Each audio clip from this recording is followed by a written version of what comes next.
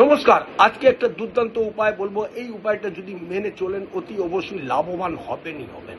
আপনি আপনার সন্তান বা নিজে যদি বিয়ে করতে যাচ্ছেন, জটক বিচার যদি আপনি করছেন, তাহলে আপনি যদি নারী দোষ দেখতে পাচ্ছেন, তাহলে অনেক লোকে ভয় পেয়ে যায় যে নারী দোষ আছে, বিয়ে করা উচিত কিনা, কারণ হয়তো সন্তান হবে না।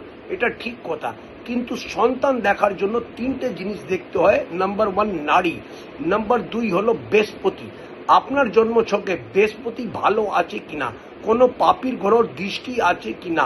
যদি ভালো আছে তাহলে ভাববেন সন্তান অতি অবশ্যই হবেই হবে। আর 2 নম্বর হলো পঞ্চম ঘর। পঞ্চম ঘর সন্তান দিয়ে থাকে। যদি আপনার জন্মছকে পঞ্চম ঘরের অধিপতি যদি ভালো আছে, কোনো পাপী গ্রহ দ্বারা দৃষ্টিত নেই, তাহলে সন্তান অতি অবশ্যই হবে। তার মানে নারী দোষকে নিয়ে এত বেশি গুরুত্ব দেবেন না। এই তথ্যটা মেনে চলবেন, লাভবান থাকবেন।